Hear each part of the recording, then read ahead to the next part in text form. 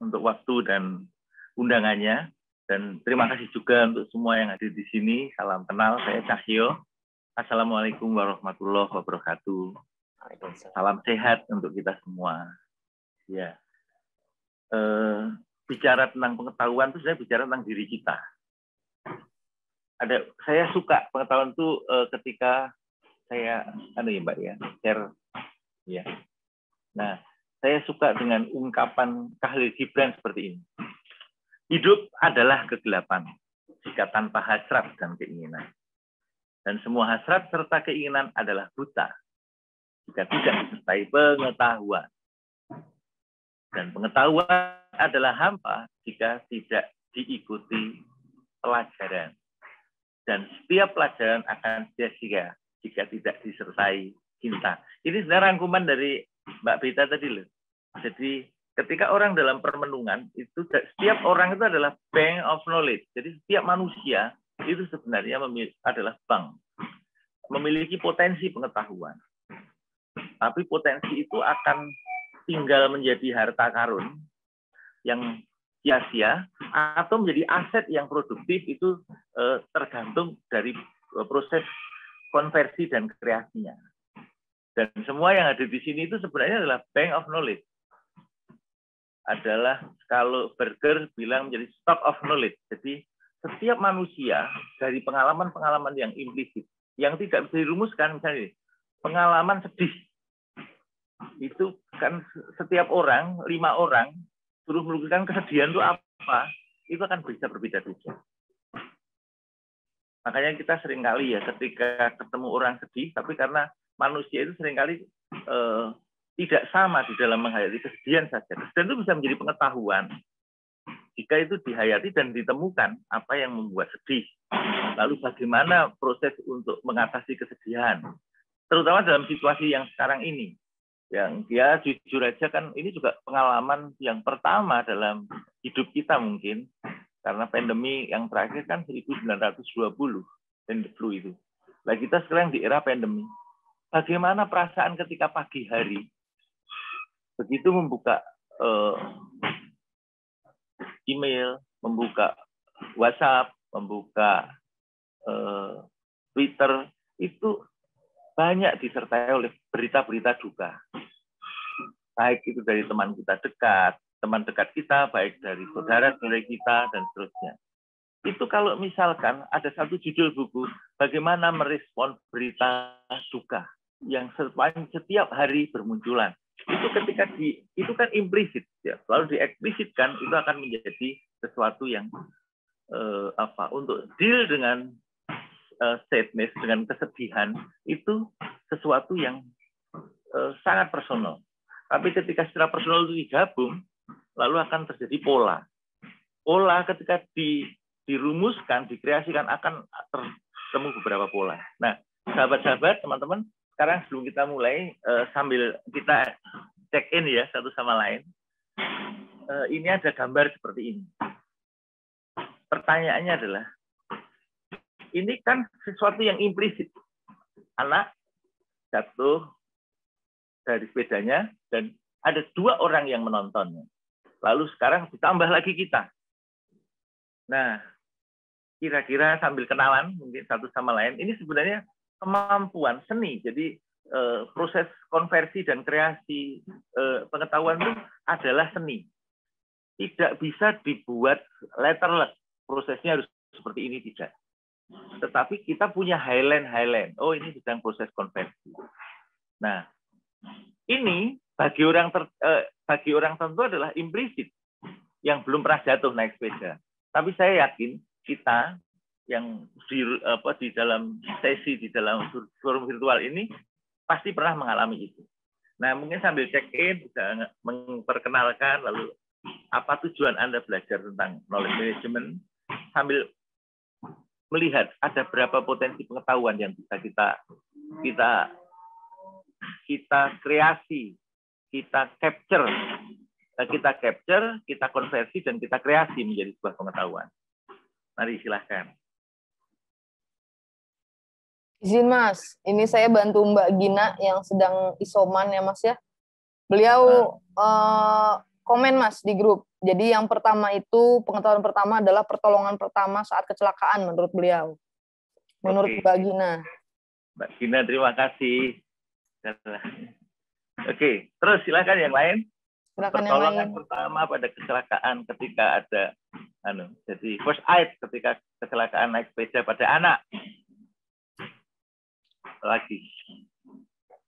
Silahkan sambil rileks-rileks saja sambil mengenalkan. Dalam pengetahuan itu nggak ada yang salah, apalagi yang implisit. Yang implisit mengatakan cinta itu buta, itu juga nggak ada yang salah. Cinta itu konyol, juga nggak ada yang salah. Cinta ada itu dari Mas Taufik nih Mas ada. Dari Mas Taufik, menghindari rintangan batu untuk menghindari kecelakaan. Kiat bebas dari kecelakaan. Ya, Mbak Akila, silakan Mbak Akila nih, Mbak Akila raise hand.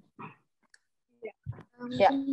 Makasih. Perkenalkan, saya Akila dari Prakarsa. Kalau menurut saya, dengan lihat ekspresi dari dua orang di belakang, saya bisa bilang mungkin ini ada sikap kurang saling tolong-menolong gitu ya. Kalau lihat dari ekspresi teman-teman yang di belakang. Jadi sikap tolong-menolong itu sekarang kayaknya semakin sulit dilakukan dan juga semakin susah untuk direalisasikan. Mungkin itu Mas. Iya, Mbak Akila. Prakarsa ya, sama Mas Mahto ya Mbak ya? Ya, saya dulu lama di Prakarsa nyusun renstra-nya Prakarsa. Sekarang Prakarsa udah berani declare dengan pengembangan unit-unit bisnis kewirausahaan di riset itu bagus. Mbak Akila tadi sudah mengatakan bahwa ini tidak ada, jadi nggak ada care gitu loh. Nah, ya, Mbak Akila menemukan hal yang lain sebenarnya dari gambar itu. Dari gambar itu sudah berbeda dengan Mas Taufik, dengan Mbak Gina. Nah, jadi bagaimana sih sikap kita ketika melihat kejadian, respon kita? Kalau yang tadi first aid dari Mbak Gina tadi, itu banyak panduan bagaimana pertolongan pertama pada kecelakaan. Itu jalan. Nah, makasih Mbak Akila. Silakan yang lain. Coba. 4 subjek sudah 4 pengetahuan. Silahkan. Ini ada Mas di chat, saya bantu sebutkan lagi ya. Dari Mbak Sri, berhati-hati dalam melakukan sesuatu sehingga bisa terhindar dari musibah. Kemudian dari Mas Fikron, menyingkirkan batu di jalan sama dengan membantu keselamatan orang lain di jalan. Yang terakhir tuh. Memperdalam rasa kepedulian. Yang terakhir, pendidikan budi pekerti sangat penting dalam kehidupan. Luar biasa kan? Jadi setiap subjek kita itu cuma ada kesempatan. Satu hal, satu kejadian yang nampak. Lalu kita hayati, kita renungkan, kita pantulkan. Tiba-tiba stock of knowledge kita, stock jadi stock itu timbunan atau kekayaan pengetahuan kita itu bisa berpendar. Nah, makanya sebenarnya ada satu ungkapan yang penting di dalam nulis itu, keheningan itu akan menghasilkan pengetahuan. Maka tidak ada orang yang tidak ada pengetahuan yang hebat, yang dahsyat, yang itu menjadi sebuah legacy yang berharga tanpa permenungan. Seorang researcher, seorang peneliti, seorang pertapa, seorang penulis itu kadang-kadang butuh ruang keheningan untuk mencari, menemukan, dan memformulasikan. Nah, coba tadi sampai akhirnya muncul hal yang kreatif itu langsung bicara tentang budi pekerti. Itu bicara tentang preference. Nah, makanya knowledge itu ada berbagai macam tuh tadi. Ada lagi yang masih mau membaca? Membangkitkan lagi rasa gotong royong, Mas. Enggak ngerasa mungkin ya. Hampir sama dengan budi pekerti gitu ya. Kepedulian tadi ya, kepedulian. Tadi bahkan ada yang sangat bagus tadi, dengan Anda menyingkirkan batu yang ada di jalan, Anda sedang menyelamatkan orang lain. Itu kan bicara tentang wisdom. Iya, betul. Nah, makanya satu hal, kita itu akan bisa menjadi knowledge creator, pencipta pengetahuan, ketika kita mencoba untuk secara lugas, seperti tadi Mbak Akila, ya ini itu ya bagaimana lebih care, bagaimana itu sebenarnya kan sebuah concern toh. Jadi sebenarnya stop pengetahuan yang dalam bentuk kebijaksanaan. Yang terakhir tadi ada yang mengatakan itu perlu pendidikan budi pekerti dan seterusnya.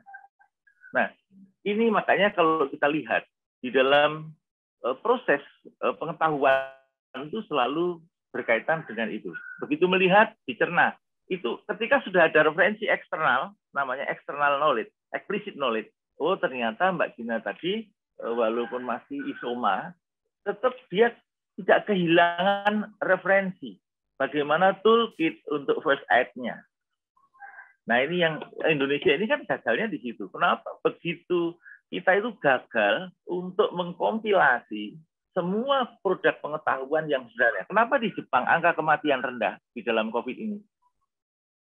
Bukan karena hebatnya medical equipment, tetapi di sana begitu pandemi langsung terjadi pelatihan untuk melakukan isoman. Jadi isolasi mandiri itu yang dibutuhkan apa? Dan di training. Di tempat kita, mana ada program isoman secara nasional. Akhirnya berseliweran berbagai macam tafsir tentang COVID. Semua dicoba. Yang itu, makanya sebenarnya yang namanya capture of knowledge atau memotret atau membidik pengetahuan lalu dikonversi itu sebenarnya syaratnya satu saja, keheningan dan kejernihan. Dalam keheningan dan kejernihan manusia itu akan sangat apresiatif kok. Misalkan begini, masa kecil saya misalkan, kenapa saya itu banyak nulis tentang bagaimana berdamai dengan masa lalu secara psikologi. Itu sebenarnya bukan sebuah keputusan bukan sebuah kehebatan nurani. Bukan, setiap manusia itu pasti punya. Tapi kenapa orang itu gagal untuk berdamai dengan masa lalu? Bahkan dia udah tua, sudah punya istri, punya anak. Saya kemarin punya klien. Dia hobinya itu berselingkuh. Lalu saya tanya, apa alasanmu? Istrimu udah sangat mencintai kamu. Saya melihat itu. Lalu lama-lama dia akhirnya mengatakan bahwa saya itu sedang dendam dengan ibu saya. Kenapa? Karena dulu ibu saya terlalu keras sama bapak saya, dan ibu sangat dominan. Dan saya menjadi marah pada semua perempuan. Saya mengatakan, itu kesadaranmu atau pembenaranmu. Nah, saya sedang menggali dua knowledge. Knowledge dia tentang pengalaman yang dieksplisitkan.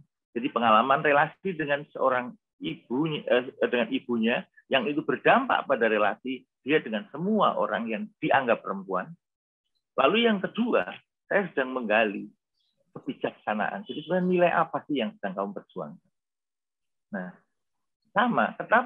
Kenapa saya banyak membuat kodifikasi tentang berdamai dengan masa lalu? Karena saya sebenarnya mencoba untuk skeptis. Kenapa kok bapak saya keras sekali ya?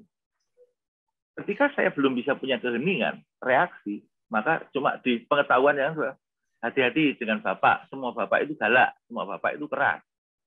Tapi begitu saya banyak berdialog dengan beliau, sesuai SMA kelas 2, SMA kelas 3, saya dulu juara nulis tentang bagaimana membangun relasi orang tua itu dari pengalaman saya wawancara dengan bapak saya.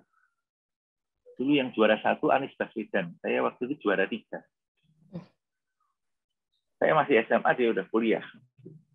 Yang saya angkat di dalam karya tulis saya itu adalah bagaimana sih menjembatani kesenjangan antara tuntutan otoritas orang tua dengan kita sebagai anak.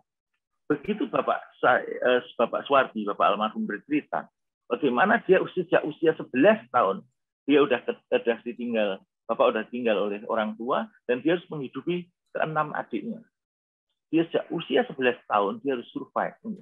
Nah, begitu saya udah kuliah, saya baru tahu bahwa dalam dalil psikologi, orang yang nggak punya masa bermain, dengan tepat usia 11 tahun sampai sebenarnya usia 15 tahun itu adalah masa bermain, masa eksplorasi. Tapi ketika dia dipatok untuk bekerja harus survive, makanya kenapa pekerjaan anak itu dilarang, karena dia akan kehilangan masa muda, kehilangan suasana bermain. Makanya jangan kaget banyak orang yang sudah dewasa, sudah menikah, sudah punya anak banyak, tapi terlambat bermain lalu bermainnya setelah tua.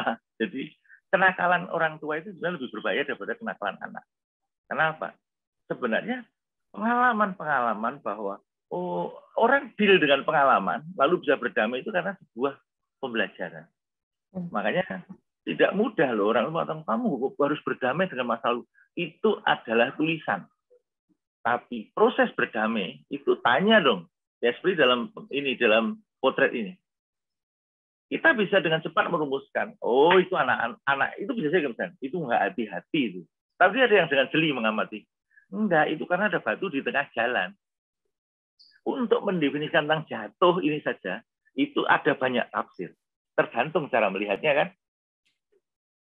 Bahkan ini juga menarik. Ada yang fokus pada anak yang jatuh, tapi ada yang fokus pada pengamat pada gambar tentang orang dua anak yang lain yang mengamati dia jatuh. Ini kan sebenarnya kekayaan pengetahuan. Hanya di tempat kita ini seringkali proses interpretasi dan reinterpretasi itu tidak terjadi dengan baik. Sehingga syarat yang kedua, selain keheningan, untuk supaya kita bisa mengkonversi, itu harus mencoba membuka ruang apresiasi dari berbagai persepsi. Makanya ya maaf ya, dogmatisme, fanatisme yang sempit itu akan susah untuk memproduksi pengetahuan. Nah, ya, makanya kita lihat perkembangan teologi, baik itu Islam maupun Kristen atau Hindu atau Buddha, itu pasti terjadi pada mereka yang tidak mengagung-agungkan superioritas dan mayoritas. Di mana di sebuah komunitas itu menyembah-nyembah superioritas dan mayoritas, pasti pengetahuan dan kebijaksanaannya akan berkembang. Kayak kita lihat bagaimana pemikiran teologi Islam dari Aljazair. Canggih kan? Di Turki banyak filsafat Islam yang luar biasa. Karena di situ ada sebuah proses relativisme untuk menggali kebenaran. Dan sebenarnya dengan kita mencoba untuk menggali, dengan coba terbuka pada pandangan-pandangan, kan nggak ada yang salah tadi.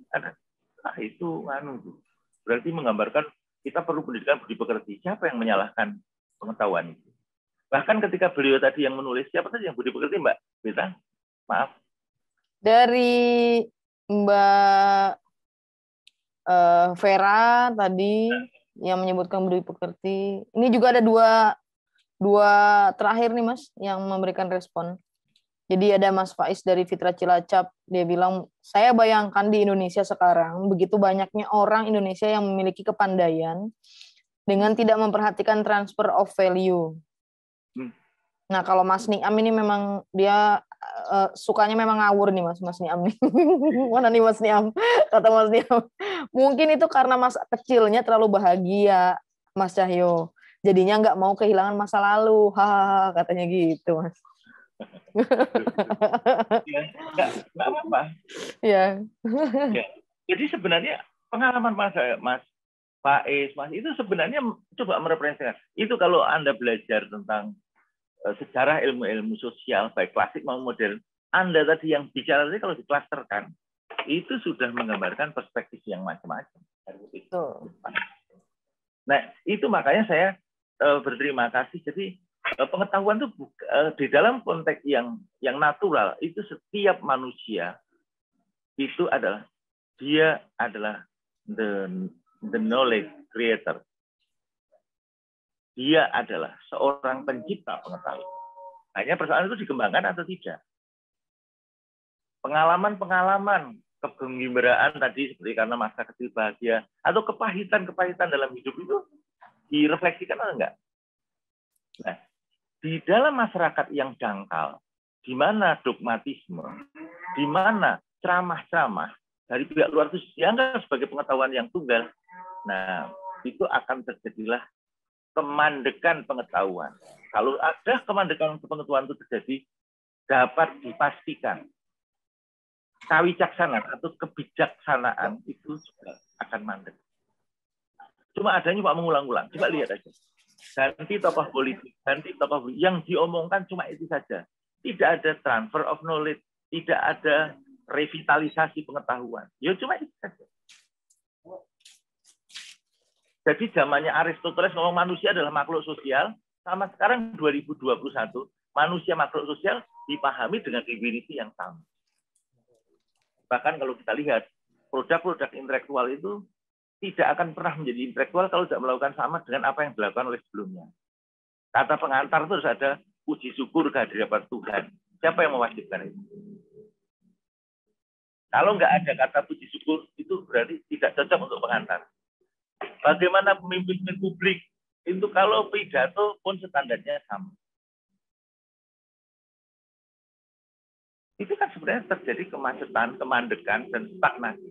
Nah, di dalam masyarakat yang terjadi. Nah, makanya sebenarnya knowledge, pengetahuan, itu sebenarnya punya dua intensi. Yang ini nanti penting bagi kita. Tadi misalkan ada yang memang, oh itu karena budi pekertinya, oh itu berarti kurus bruto producer add. Itu sebenarnya setiap kita, karena Anda, saya dan Anda, kita semua adalah bank pengetahuan, maka jangan lupa punya intensi. Seperti tadi, supaya tidak dikatakan bahwa ya seperti masyarakat di Indonesia yang terjadi seperti supaya kita sebagai produser pengetahuan itu setidaknya punya dua intensi. Yang pertama, supaya apa yang kita alami, yang kita lihat, yang kita rasakan itu bisa diakses oleh pihak lain. Sesuai dengan kebutuhan dan kepentingannya masing-masing. Jadi ketika tadi, gambar tadi, itu kalau taruhlah dikodifikasi tadi misalkan menjadi 4 pengetahuan. 1, pertolongan pertama pada saat anak kecelakaan naik sepeda, buku 1. Yang kedua, tentang panduan budi pekerti anak dalam relasi pertemanannya. 3, dan seterusnya. Nah, itu nanti orang boleh memilih.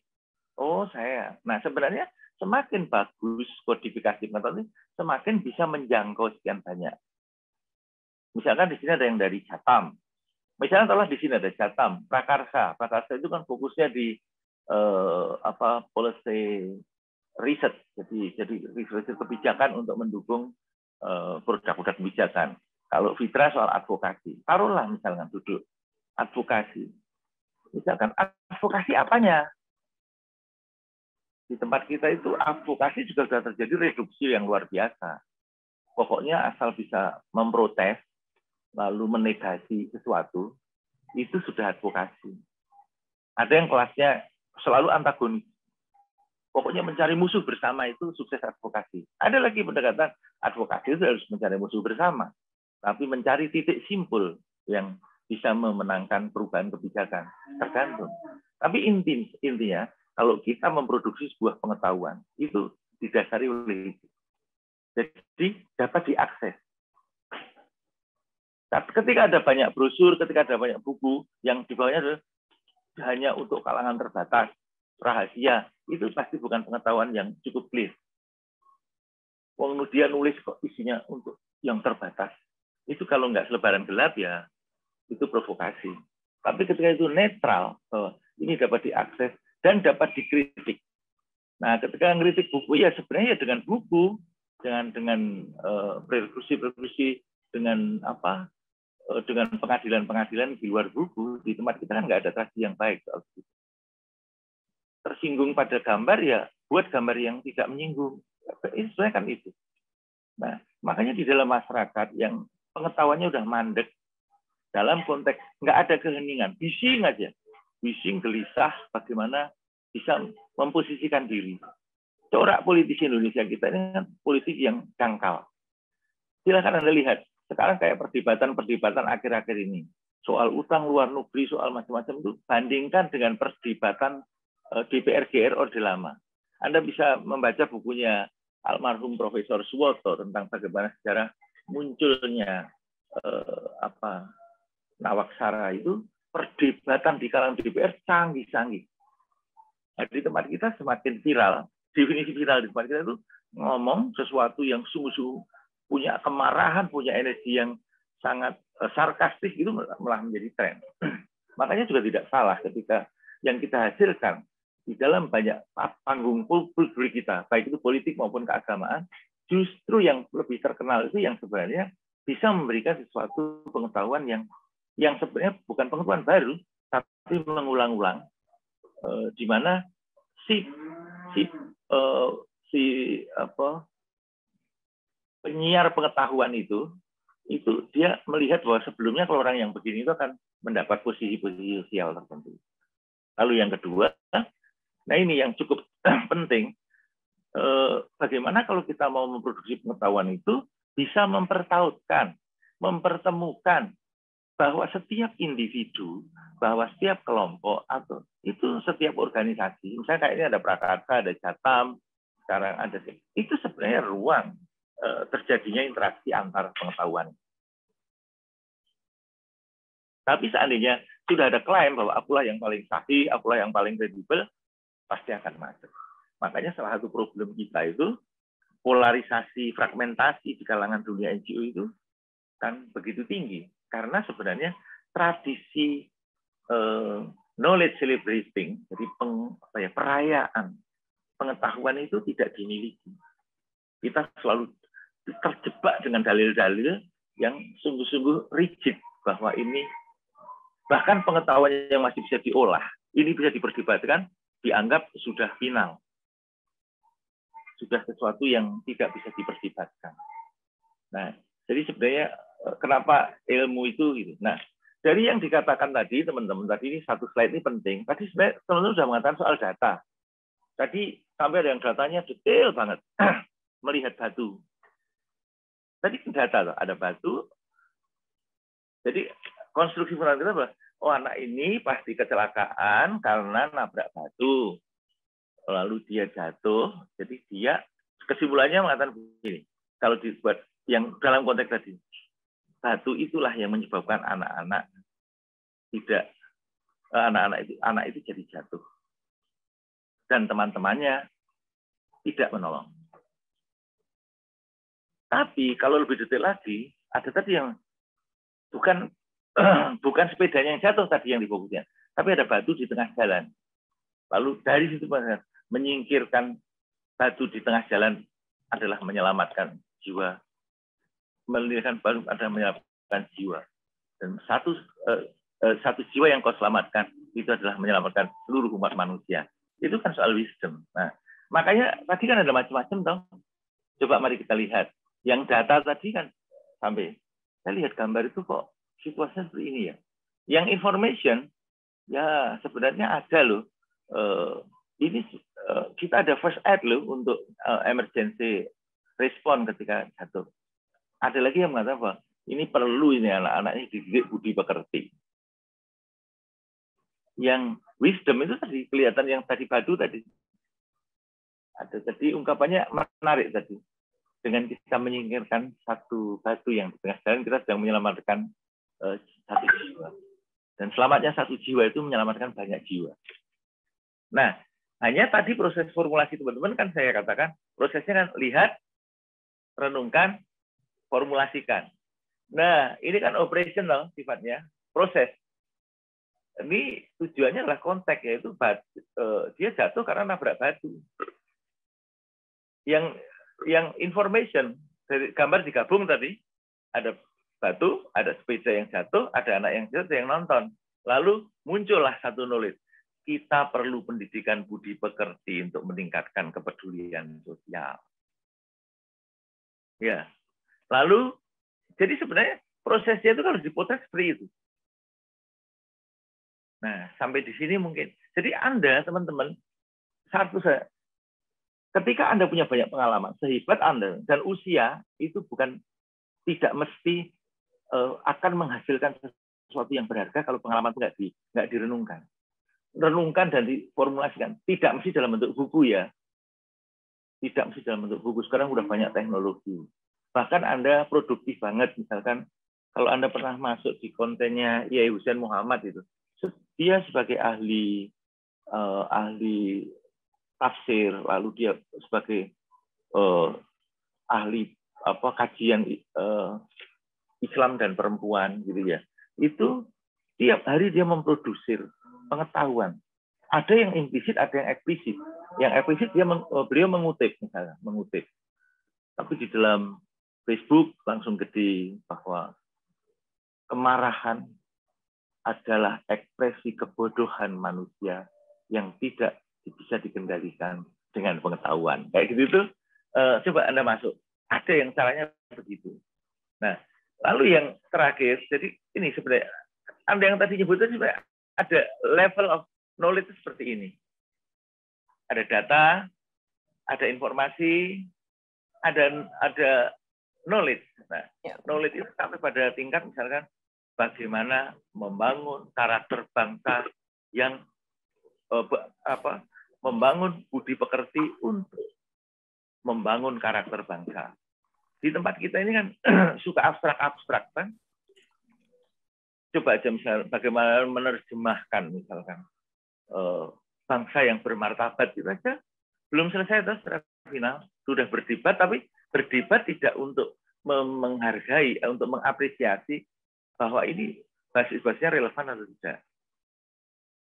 Lalu yang terakhir wisdom. Wisdom itu kewicaksanaan, kebijaksanaan. Jadi bijak, virtue. Jadi bahkan Anda tadi cuma melihat gambar itu sudah bisa ngomong loh tentang, sudah bisa terpersit pengetahuan Anda tentang budi pekerti, tentang nilai-nilai kepekaan sosial dan seterusnya. Nah, proses yang Anda lakukan tadi waktu ditanya itu bisa dikatakan sebagai satu, ada 3, berarti emerging. Anda menciptakan yang baru. Cuma melihat orang kecelakaan aja Anda bisa menyinggung hal yang cukup penting, yaitu tentang landasan karakter budi pekerti. Itu jangan dianggap remeh loh. Itu sangat, kelihatannya Anda mungkin spontan, tapi itu sebenarnya mencerminkan bahwa Anda itu sedang, kalau concernnya di situ, genjot aja. Jangan pernah tanggung-tanggung, fokus di apa yang menjadi. Orang yang fokus pada soal value itu biasanya nggak akan reaksi, nggak akan mudah menilai, tapi melihat bangunan. Nah, yang strategik biasanya langsung, udah buatkan buku panduan kalau bikin first aid, karena pasti orang itu bisa jatuh seperti dia. Lalu yang manajerial, besok lagi kalau bersepeda harus hati-hati, pakai pengaman, lalu juga jangan ceroboh. Ya kalau ada jalan, ya di jalan ada batu, ya inggirkan. Itu manajerial. Dan seterusnya. Itu emerging. Emerging itu penciptaan sesuatu yang baru, yang tidak pernah diperhitungkan. Lalu yang kedua dengan leverage, jadi memperkuat. Jadi memperkuat apa yang sudah ada, leverage, mengungkit, titik ungkit. Nah, Anda mengungkit lagi tentang pentingnya nilai-nilai solidaritas, kepekaan, gitu. Inspiring. Nah, itu tadi ada yang terakhir tadi Mbak Beta apa? Yang ngomong bahwa wah, melihat masyarakat sekarang itu gimana tadi Mbak Beta? Bahasa yang terakhir. Ini gambarnya seperti yang gambar masyarakat sekarang gitu. Banyak orang Indonesia yang memiliki kepandaian dengan tidak memperhatikan transfer of value-nya, Mas. Yes. Nah, itu coba silakan. Itu udah masuk di wilayah inspiring dan dia menggabungkan. Nah, sebenarnya proses penemuan pengetahuan itu seperti itu. Makanya kalau sebuah organisasi jarang sharing. Cuma nggarap proyek, terus itu cuma nunggu waktu kok, dia pasti akan rontok. Saya menjadi evaluator beberapa mitra. Itu orangnya pinter-pinter. Tapi satu hal, ruang sharing, ruang refleksi nggak ada. Itu tinggal tunggu waktu. Wah, dulu 1 tahun bisa menyerap dana sekian, gini-gini. Bahkan pandemi ini menjadi alasan untuk bisa melakukan. Padahal, jujur ya, sampai detik ini, saya itu kalau soal akses pandemi nggak ada signifikansinya kok. Nggak ada signifikansi soal dana masuk itu. Ya, hidup kami dari situ kok. Hidup kami dari dampingi komunitas, jual sayur, nanam sayur di halamannya masing-masing, sayur nanti dikumpulkan. Wah, sekarang orang nggak bisa beli. Ya bikin yang sudah diolah lah. Sudah diolah sudah ada yang beli. Ya ngerekrut orang untuk ngantar dengan standar protokol kesehatan. Nggak akan ada. Pengetahuan itu akan hancur gara-gara kondisi eksternal. Nggak ada. Kecuali itu sebuah kekuatan otoriter dan atas nama dogma. Munculnya orang bodoh itu sebenarnya karena dogmatisme.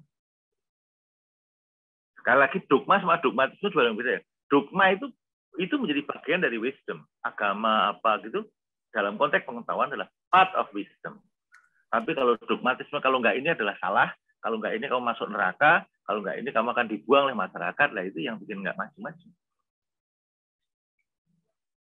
atau patron-patron. Makanya kalau gerakan mahasiswa sekarang nih, maaf ya, kayak kelihatan di Indonesia gayung bersambut. Ya, kita lihat narasi-narasinya seperti apa. Bagi orang knowledge itu akan gampang kok. Contohnya aja dalam sesi forum tadi, satu kejadian begini, ini yang otentik loh. Satu kejadian begini, bahasanya udah banyak kok. Jadi kalau kita lihat sebenarnya ini loh. Nah, teman-teman kan tadi sudah melihat ada grade-nya. Dan ini semua adalah bagian dari pengetahuan. Ada informasi, ada pengetahuan, ada value. Tapi ketika sebuah isu masih sama isunya, tiba-tiba semua jadi ahli utang luar negeri gitu. Ya, kalau orang yang tahu tentang pengetahuan, tahu ini mana yang bullshit, mana yang nggak belajar dan seterusnya.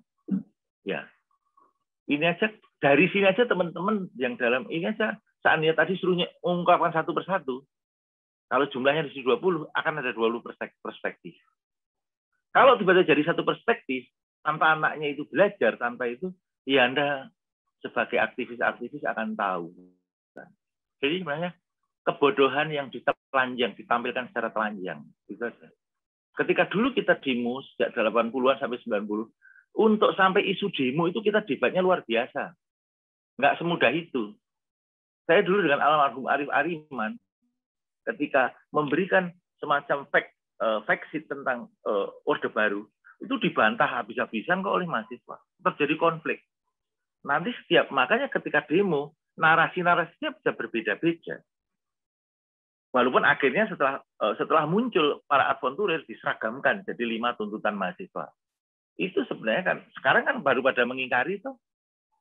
Ya, memang tradisi keilmuan kita masih jelek, tradisi pengetahuan kita masih panjang kita. Masih panjang. Makanya saya kalau kenapa anak saya itu saya suruh oke, sampai SMA di Indonesia, keluar kamu belajar. Saya pecah, ada yang di Eropa, ada yang di Cina. Ketika liburan saya dudukkan, silahkan berdebat. Karena sebenarnya studi di luar itu bukan soal pengetahuan.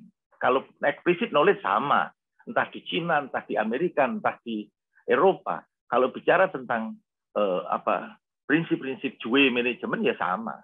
Tapi bagaimana yang tacit knowledge-nya? Kenapa kok di Cina pengeterapannya begini, kok di Eropa begini, kok di Amerika begini? Ketika anak saya kumpul, taksitnya yang di-sharingkan. Jadi sebenarnya jangan lupa ketika teman-teman cari beasiswa atau keluar itu jangan soal saya belajar ilmu yang eksplisit, no, yang implisit. Sebebas-bebasnya Inggris, bagaimana Liverpool itu brutalnya kayak gitu, tapi tidak dalam soal menebang pohon. Itu di Sussex University itu bicara tentang empowerment. Lalu ketika saya di rumahnya Pak Duta Besar di Mas Rizal Sukma, saya bilang, Mas, kok pohonnya nggak ditebang tuh? Dia mengatakan, kayak di Indonesia. Jadi di sini nebang satu pohon harus seizin wali kota. Ayo coba. Di tempat kita ini kan bebas-bebasnya negara. Orang mengatakan, bos, kalau mau cari yang paling bebas di sini. Makanya mana ada di dunia yang orang yang tidak punya kemampuan sertifikasi langsung bisa ngatur jalan. Pak Oga. Itu cuma di Indonesia. Cek di seluruh Eropa. Jalan-jalan jadi 12 negara. Urut ya, dari Belgia. Nggak ada karena ketemu tiba-tiba orang ngatur lalu lintas di jalan. Tukang cukur. Semua bisa. Di sana ada standarnya. Dan standar itu akan menentukan bagaimana salary-nya. Bagaimana standar biayanya. Tukang tambal ban. Nah, di tempat kita selalu punya mesin pompa, punya itu langsung bikin. Padahal yang namanya tukang tambal ban itu kalau sampai keliru anginnya akan berakibat fatal untuk aerodinamika mobil. Nah makanya teman-teman, mari kita dalam sesi ini Anda tadi sudah menemukan, sudah namanya capture, knowledge capture-nya udah jalan tuh. Ya. Sekarang tinggal bagaimana teman-teman untuk mengalami proses-proses melakukan proses-proses konversi itu. 3 hal itu jadi kata kuncinya kalau ada fakta renungkan, dipilah, milihnya nanti dipilah. Oh ini informasi, oh ini kebijaksanaan. Oh, ini value tadi, ngomong tentang value. Nah, sehingga kalimat-kalimat memilihnya juga bisa lebih sistematis, lebih terorganisir. Belum sampai pada delivery of knowledge, bagaimana mendeliverkan pengetahuan. Saya ketika membuat knowledge management di BNPB waktu itu dengan sponsornya dari IFDR, itu teorinya waktu itu kenapa ketika terjadi penanganan bencana itu selalu pakai modul-modul yang canggih, tapi kan gagal. Lalu saya waktu itu ini sebenarnya misalnya kayak di Makassar, di Danau Tempe itu kan di sini setiap tahun hampir kena banjir. Dan kok nggak ada korban. Itu berarti ada local knowledge. Walaupun saya itu nggak terlalu suka istilahnya local knowledge gitu. Local wisdom itu sebenarnya itu salah satu bentuk terminologi aja para di dalam melakukan hegemoni penguasaan. Jadi kalau kita itu dianggap lokal. Tapi kalau Anda di Inggris dan Anda presentasi itu bukan lokal. Itu kan sudah sebenarnya terjadi ketidakadilan posisi. Kalau kita menemukan sesuatu, manipulasi anggaran secara sistemik itu begini. Itu nasional itu kan kasus-kasus di daerah, gitu ya. Tapi secara internasional, ketika Anda angkat dalam satu konferensi internasional, bisa ditarik menjadi salah satu judulnya di Trend of Budget Manipulation on Government, gitu.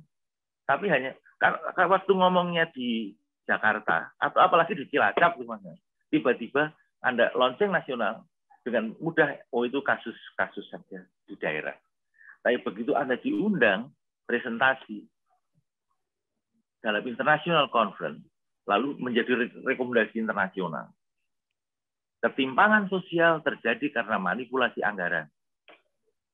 Dari Jatam, ketika kasus masifnya pembalakan hutan, ketika Anda membuat outlook atau review tentang bagaimana operasi pertambangan dan hancurnya hutan, itu kasus di Kalimantan saja.